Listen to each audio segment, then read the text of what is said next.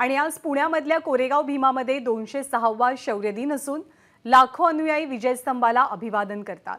विजयस्तंभ परिसरात सजावट केली गेली आहे। आज सकाळी राज्याचे उपमुख्यमंत्री आणि अर्थमंत्री अजित पवारांनी अभिवादन केलं। वंचित बहुजन आघाडीचे प्रमुख प्रकाश आंबेडकर, राज्याचे क्रीडा मंत्री संजय बनसोडे, अजित पवार गटाचे आमदार अमोल मिटकरी हेही उपस्थित होते। तर विजयस्तंभ परिसरातनं आढावा घेतला आमचे प्रतिनिधी मंदार गोलजारी। कोरेगाव भीमा इथला हा जयस्तंभ भीम अनुयायांच्या अस्मितेचं प्रतीक बनलाय। 1 जानेवारी 1927 ला डॉक्टर बाबासाहेब आंबेडकर या ठिकाणी आले आणि त्यांनी या ठिकाणी जो इतिहास घडला होता तो इतिहास पुन्हा एकदा समोर आणला आणि त्यानंतर या ठिकाणी प्रत्येक वर्षी 1 जानेवारीला भीम अनुयायांची मोठी गर्दी पाहायला मिळते। तुम्ही भारतीय सैन्य दलामध्ये सेवा बजावलेली आहे, तर हा इतिहास इथे घडला।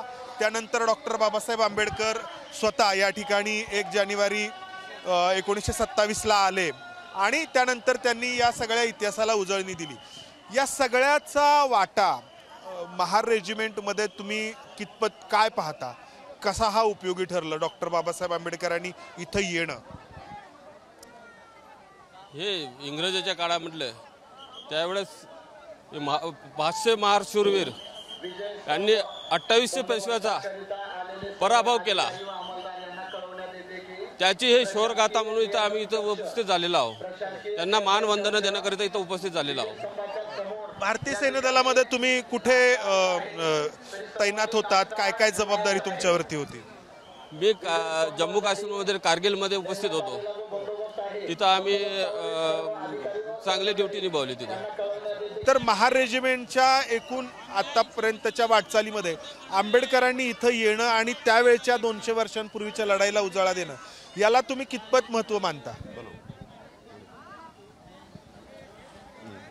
आंबेडकर आज पण जिवंत असल्यासारखे आम्हाला वाटतात, कारण त्यांनी जो आम्हाला जी मान आणि सन्मान दिला तो आज पण त्यांच्यामुळे आमचा जीवित आहे आणि तेच करण्यासाठी आम्ही या ठिकाणी उपस्थित राहतो।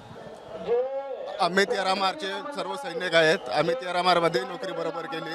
आम्ही सर्व बॉर्डरवर सेवा दिली आहे आणि बाबासाहेबांचे आमच्यावर एवढी उपकार आहे की त्यांनी महार रेजिमेंटची स्थापना करून आम्हाला सेवा करण्याचा मौका दिला, अवसर दिला। कॅमेरामन विजय राऊत, मंदार गोंजारी, एबीपी माझा, कोरेगाव भीमा। एबीपी माझा, उघडा डोळे बघा नीट।